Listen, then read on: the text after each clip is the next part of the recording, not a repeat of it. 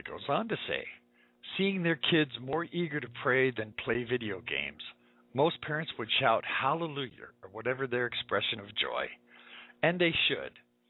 Research shows that religion can be a positive force in the lives of children, just as it can be for adults. Religion, says Bill Hathaway, a clinical psychologist of religion and dean of the School of Psychology and Counseling at Regent University, is related to the child having a higher sense of self-esteem.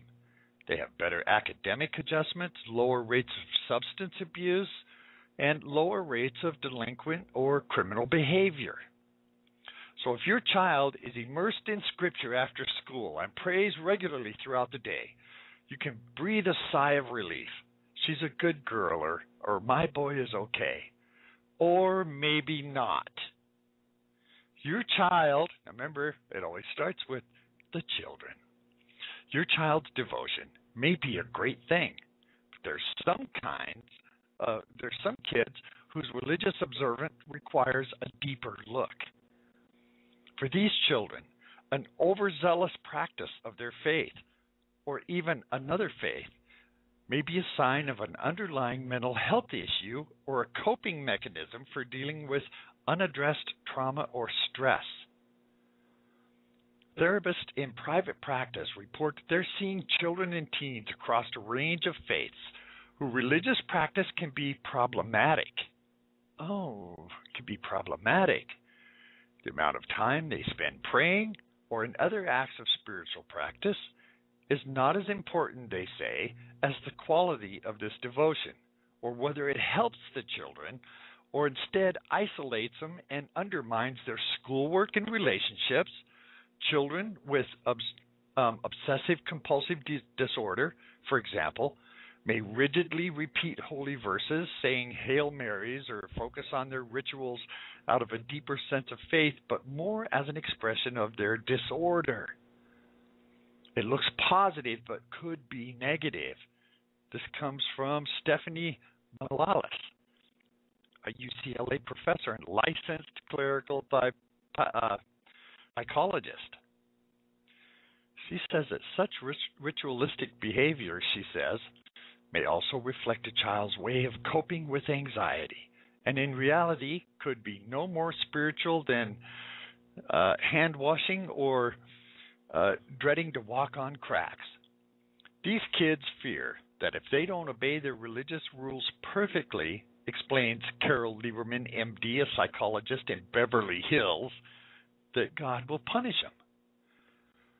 Some children suffer from a form of OCD that involves a feeling of guilt and shame.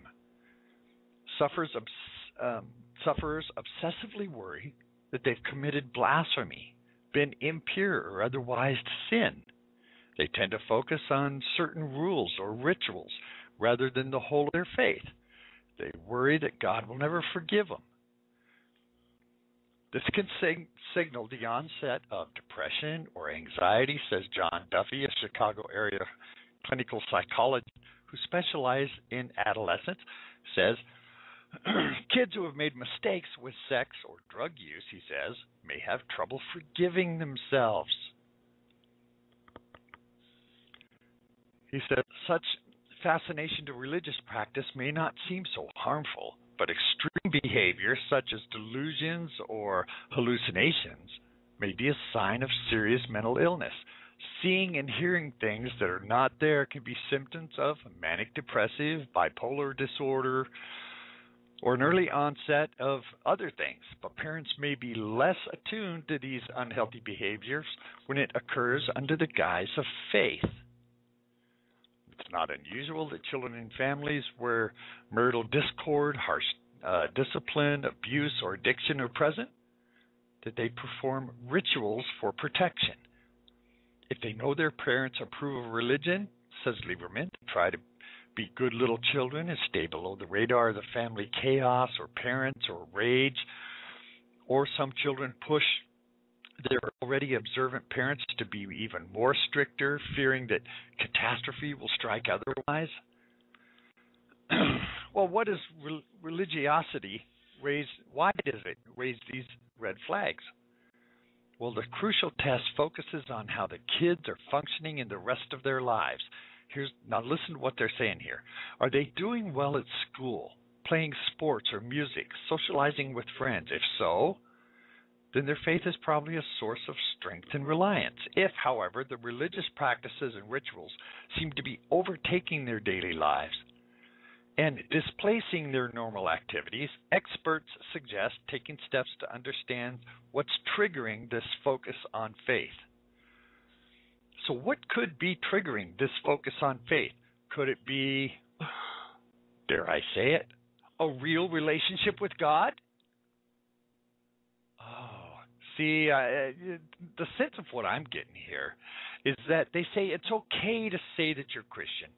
And like I've said in some past programs, it's okay to carry the bag that says Christian on it and claim to be Christian.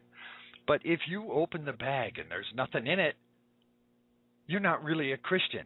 And they're saying that if you're carrying this bag and it says Christian on it, then you're okay.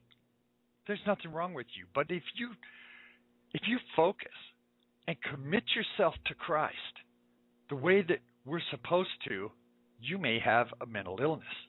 And if they can put this in place for kids, they can translate this easily to adults. And they could say very easily, anybody, some nut on the air like me, who is obviously focused on this kind of stuff, because I'm on the air all the time talking about this, that I may actually be mentally ill. And, now some of you may be saying, yeah, we already knew that. But they might be saying this in the context that someone like me or even you listening to me should be in this database or should be on this list of people who are mentally unstable and need to be denied the right to own a firearm. This is something we need to consider carefully, because this is just the beginning. You know how this works. They start with something like this in a small sense, and the next thing you know, it is out of control, and they're putting all kinds of weird stuff in there. All right. I want to cover one more before we start our discussion on this homosexuality, and that is Planned Parenthood. As most of you know, abortion is a very sensitive issue for me, and I will soon be putting up a video on YouTube about abortion. It's going to be the voice of the unborn baby. That's coming very soon, so keep an eye out for it. All you have to do is go on YouTube and look for W. Dean Shook, and all of my things should come up. Also, let me also say that you can email me at contact@wdeanshook.com, and feel free to come to the webpage, wdeanshook.com. All right, Planned Parenthood is making a case for killing babies who are born alive. And I'm going to share this with you, the case that they're trying to make.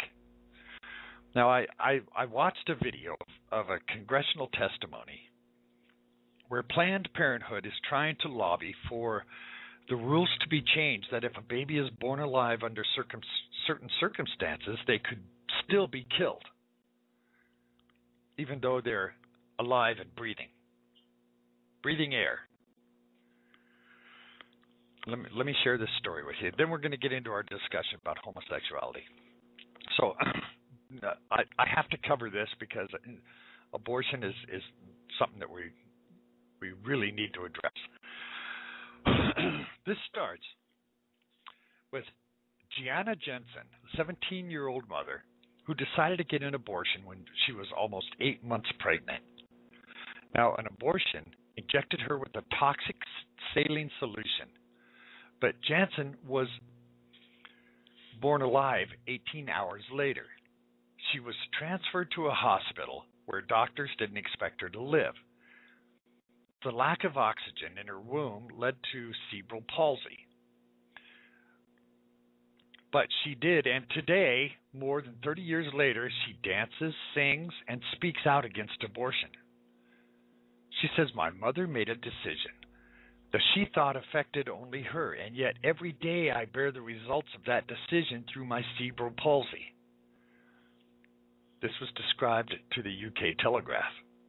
But if Jansen's mother had her abortion today in Florida, Jansen might not have survived. A Florida Planned Parenthood official made a case for post-birth abortion last weekend at the hearing for a bill requiring abortionists to provide medical assistance to a baby born alive.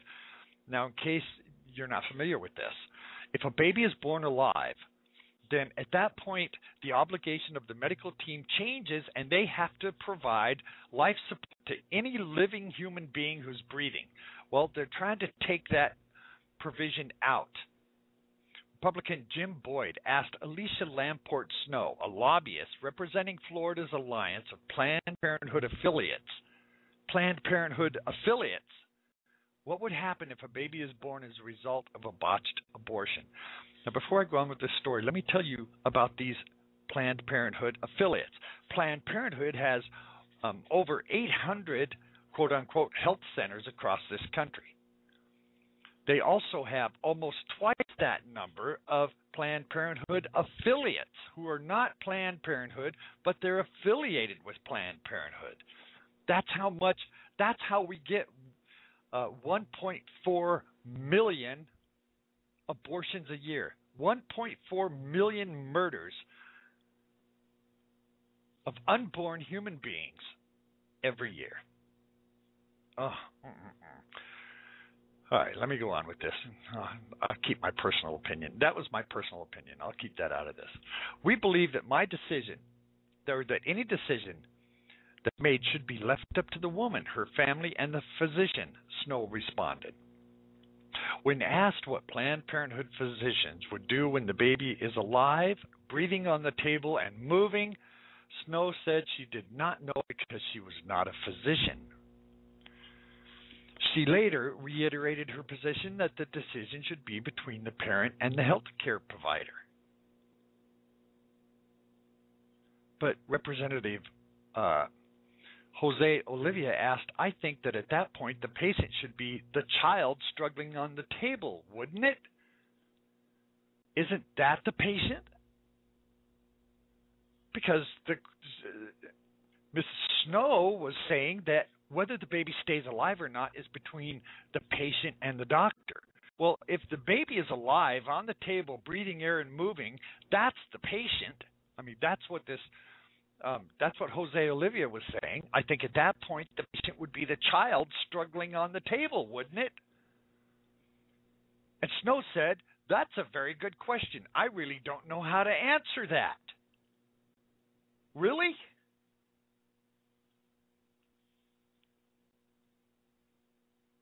Prosecutors in Philadelphia do. Abortionist Kermit Gosnell is currently on trial for doing exactly what Snow recommended, killing babies after they were born alive.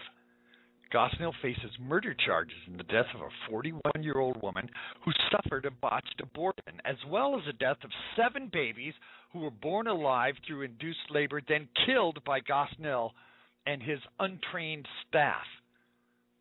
This abortionist is accused of snipping the baby's spinal cord with scissors. When you perform late-term abortions by inducing labor, you get babies, live, breathing, squirming babies. This was written by Philadelphia District Attorney R. Seth Williams in the report to the grand jury. Gosnell had a simple solution for the unwanted babies he delivered. He killed them. Prosecutors are seeking the death penalty on those counts. Snow's answer and Gosnell's actions also violate the Federal Born Alive Infants Protection Act, which extends legal protection to an infant born alive after a botched abortion. When former President George W. Bush signed the act in 2002, he extended his appreciation to Jensen, who attended the signing. It's more comfortable for people to think of abortion as a political decision or a right, Jensen told the Telegraph. But I'm not a right. I'm a human being. If abortion is about human or women's rights, then where are mine? And that's a good question.